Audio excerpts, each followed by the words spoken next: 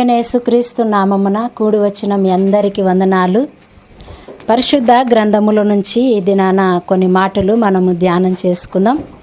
ప్రవక్త శిశువులలో ఒకని భార్య, ఆ స్త్రీ గురించి మనము ధ్యానం చేద్దాం.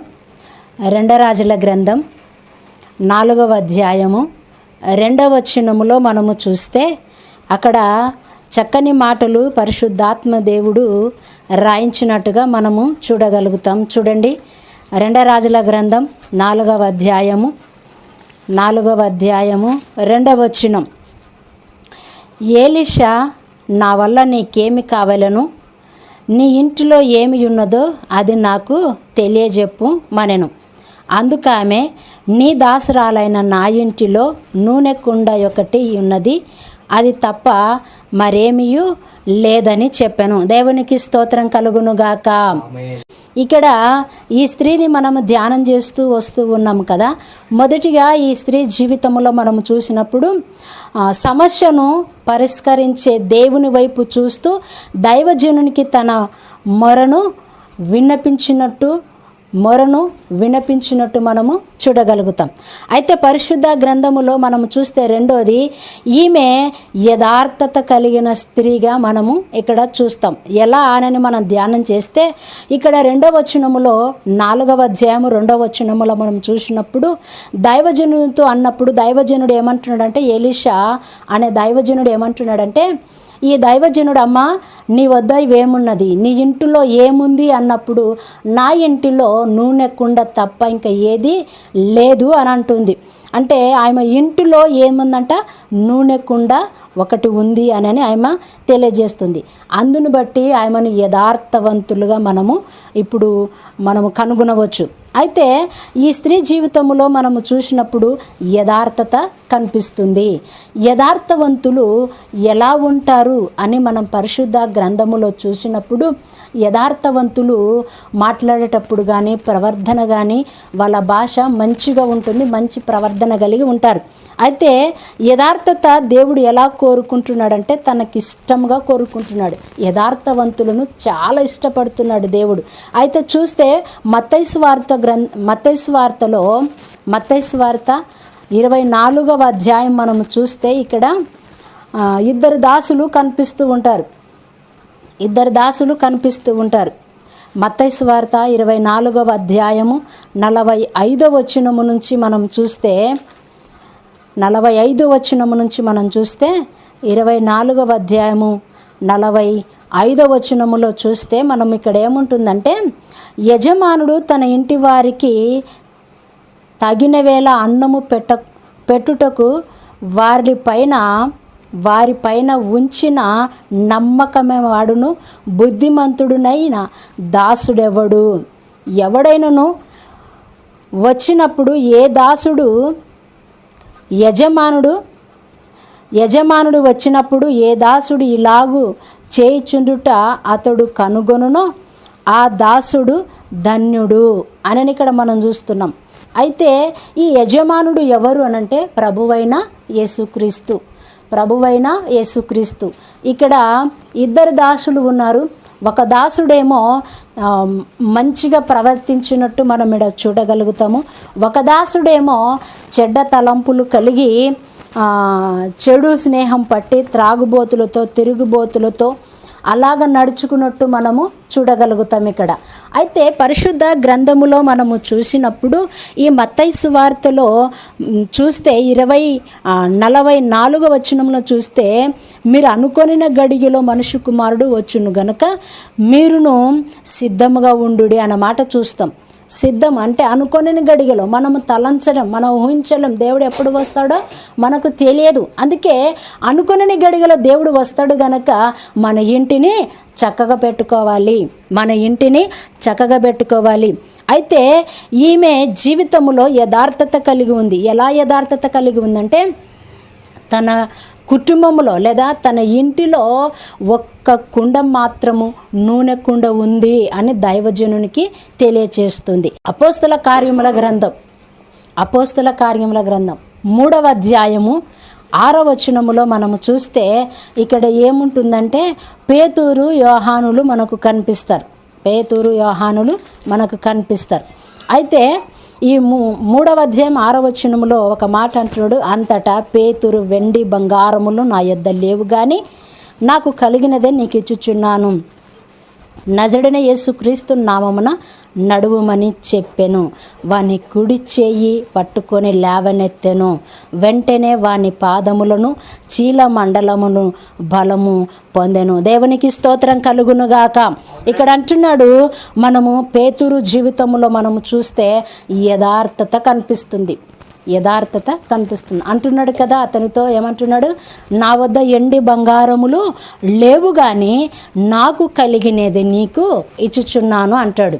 పేతురుకు యోహానులకు వీళ్ళకి ఏం కలిగిందంటే రక్షణ సువార్త కలిగింది. వాళ్ళకు రక్షణ సువార్త కలిగింది. అంతేకాకుండా స్వస్థపరిచే వరము వాళ్ళకు కలిగింది. అందుకే నాకు కలిగినదే నీకిచ్చుచున్నాను, అందుకే నా వద్ద వెండి బంగారాలు లేవు, నజరుడైన యేసుక్రీస్తు నామమున నువ్వు నడువుదువుగా కానీ తన కుడి చేయి పట్టుకొని లేవనెత్తినట్టు బైబుల్ మనకు సెలవిస్తుంది. అందులో మనకేం కానొస్తుందంటే యథార్థత కానొస్తుంది. అందుకే ఈ స్త్రీ జీవితంలో మనము యథార్థతను చూస్తున్నాం. మన జీవితాల్లో ఈనాడు నువ్వు నేను నా జీవితంలో ఎలాంటి యథార్థత ఉందో ఒకసారి మనం పరిశీలన చేసుకునవలసిందిగా ప్రభు నామమున మీకు తెలియజేస్తూ ఉన్నాను. ఇంకొక లేఖన భాగం చూసుకుందాం. కీర్తనల గ్రంథము 23వ కీర్తన 1వ వచనములో అంటున్నాడు. అక్కడ దావీదు ఏమంటున్నాడంటే, యెహోవా నా కాపరి, నాకు లేమి కలగదు అని అంటున్నాడు. ఈ కీర్తనల గ్రంథములో దావీదు రాస్తూ ఏమంటున్నాడంటే, యెహోవా నా కాపరి, నాకు లేమి కలగదు అంటున్నాడు. నాకెన్ని ఇరుకులు ఇబ్బందులు వచ్చినప్పటికీ నాకేమి కొదవా చెయ్యవు నువ్వు. నా ఇంటిలోకి నా పిల్లలకు ఎలాంటి కొదవ చేయవు. నాకు సమస్తము నువ్వు కాపరిగా ఉన్నావు కాబట్టి నాకు సమస్తము ఇయ్యగల శక్తివంతుడవు నువ్వని దావీదు మహారాజు ఇక్కడ నమ్ముతూ ఉన్నట్టుగా మనము చూడగలుగుతాం. అందుకే యెహోవా నా కాపరి, నాకు లేమి కలగదు అని అంటున్నాడు. నాకు ఏదైనా ఇరుకు ఇబ్బంది నా జీవితంలో కానీ లేదా నా కుటుంబంలో కానీ అలాంటివి నా జీవితంలో ఉండవు అనని దావీదు మహారాజు సెలవిస్తున్నాడు. అందుకే ఈ స్త్రీ జీవితంలో కూడా అదే జరిగింది. ఎలాగంటే తన కుటుంబంలో ఎలాంటి కొరత లేకుండా దేవుడే తీర్చగల శక్తివంతుడని నమ్మి ఆమె యథార్థంగా ఎలీషా దైవజనునికి మొరపెట్టినట్టు మనం చూస్తూ ఉన్నాం. యథార్థంగా తన కుటుంబంలో ఉన్నట్టుగా చెప్పినట్టు మనము చూస్తున్నాం. అందుకే ఆమె జీవితంలో రెండవది ఏం చూస్తూ ఉన్నామంటే యథార్థతను చూస్తూ ఉన్నాం. కీర్తనల గ్రంథంలో ఒక మాట చూద్దాం. చూడండి, కీర్తనల గ్రంథం 37వ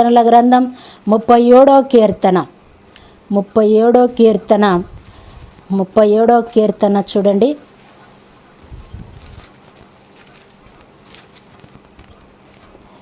37వ కీర్తన 25వ వచనం, నేను చిన్నవాడినై ఉంటిని, ఇప్పుడు ముసలివాడనై ఉన్నాను అని అంటాడు.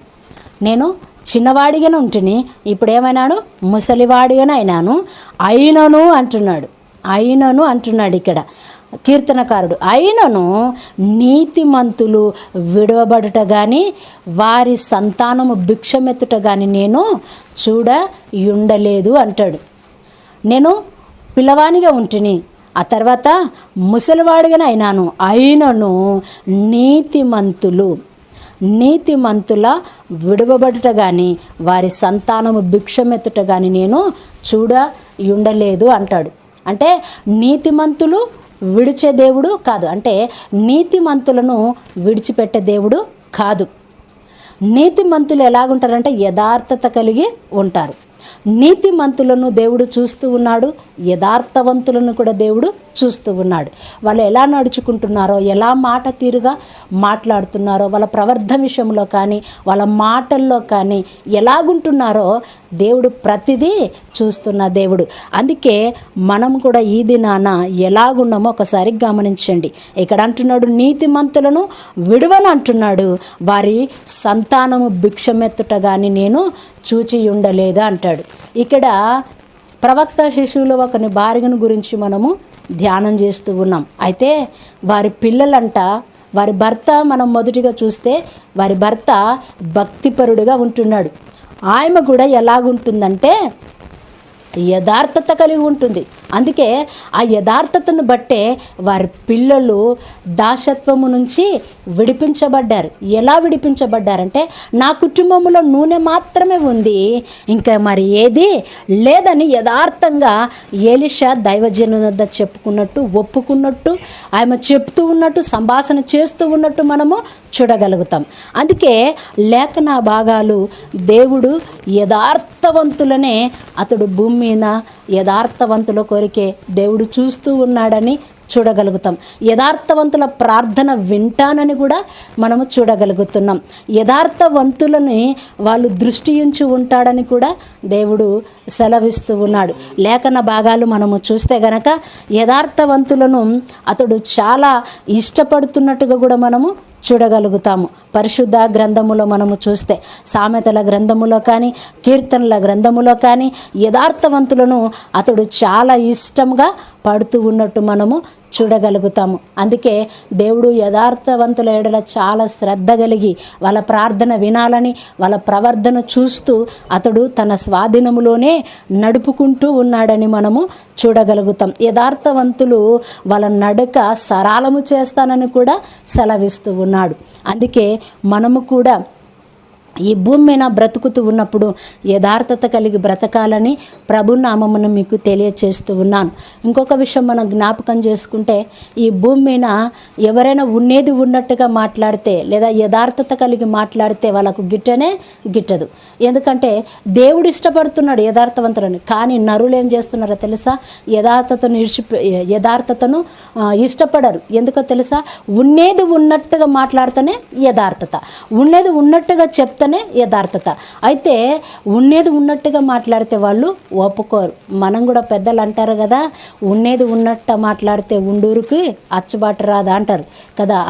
ఆ రీతిగానే మనం కూడా ఉన్నది ఉన్నట్టుగా మాట్లాడితే ఈ భూమి మీద ప్రజలకి నచ్చదు. అబద్ధమే వాళ్ళకి ఇష్టం, దుష్టత్వమే వాళ్ళకి ఇష్టం. అయితే దేవుడు అంటున్నాడు కదా, లోకములో నుంచి మిమ్మలను ఏర్పాటు చేసుకున్నానని మాట్లాడుతున్నాడు. అందుకే మనని దేవుడు లోకంలో నుంచి ఏర్పాటు చేసుకున్నాడు కనుక ఆ దుష్టత్వమునకు మనము దూరముగా ఉండి దేవునికి యథార్థముగా మనము బ్రతుకుదుముగాక. అంతేకాకుండా మనము మాట్లాడే విషయంలో కూడా యథార్థత కలిగి మాట్లాడాలి. మనం ప్రవర్తించే విషయంలో కూడా యథార్థత కలిగి ప్రవర్తించాలి. ఇంకొక విషయం ఏంటంటే, మనము భర్త యందు ఎలాగ ఉంటున్నాం? యథార్థత కలిగి ఉంటున్నామా? భర్తను మోసం చేసే వాళ్ళగా ఉంటున్నామా? భర్త యందు యథార్థత కలిగి బ్రతుకుతూ ఉన్నామా? ఒకసారి జ్ఞాపకం చేసుకునండి. ఎలా నడుచుకుంటున్నాం? పిల్లల ఎదుట కానీ యథార్థత కలిగి నడుచుకుంటున్నామా? పిల్లలకు కూడా యథార్థత కలిగి నడుచుకోవాలని చెప్తూ ఉన్నామా? ఒకసారి ఆలోచన చేయండి. అందుకే దేవుని కూడా యథార్థత కలిగి ఆరాధించాలి. అందుకే దేవుడు అంటాడు కదా, నన్ను ఆరాధించేవారు ఆత్మతోనూ సత్యముతోనూ ఆరాధించాలి అంటాడు. పూర్ణ మనసుతో, పూర్ణ హృదయముతో, పూర్ణ వివేకముతో, పూర్ణ బలముతో ఆరాధించాలి అంటాడు దేవుడు. అందుకే మనం కూడా దేవుని ఆరాధించేటప్పుడు ఆత్మతో సత్యముతో ఆరాధన చేద్దాం. అంతేకాకుండా యథార్థ హృదయం కలిగి ఆరాధన చేద్దాం. యథార్థ హృదయం కలిగి దేవుణ్ణి సేవ చేద్దాం. అంతేకాకుండా నువ్వు నేను దేవుని మందిరములో కూర్చొని ఉన్నప్పుడు, నువ్వు నేను దేవుని సన్నిధిలో కూర్చొని ఉన్నప్పుడు యథార్థత కలిగి నడుచుకుందాం. అందుకే యథార్థత కలిగి బ్రతుకుదాం. ఈ స్త్రీ జీవితంలో ఏ దినాన మనము యథార్థ కలిగిన స్త్రీని మనము చూడగలిగితే, అందుకే మన కుటుంబాలలో కూడా మనము స్త్రీలము యథార్థత కలిగే నడుచుకోవాలి. పిల్లలు కూడా యథార్థతనే నేర్పించాలి. అంతేకాకుండా భర్త పట్ల కూడా యథార్థత కలిగే బ్రతకాలి. మన భర్త ఎలాంటి వాడు లేదా మన భర్త విషయంలో మనము యథార్థత కలిగి జీవిద్దాం. అందుకే మన ప్రభువైన యేసుక్రీస్తు కూడా యథార్థతనే కోరుతున్నాడు కనుక వారి పట్ల బహుశ్రద్ధ కలిగి దేవుడు ఉంటున్నాడు కనుక, యథార్థవంతుల ప్రార్థన దేవుడు వింటున్నాడు కనుక మనం కూడా అలాగనే నడుచుకుందామని దేవుడి పరిశుద్ధ మాటలు మనందరి వినికిడిలో దేవుడు దీవించి ఆశీర్వదించి బలపరచునుగాక. ఆమేన్.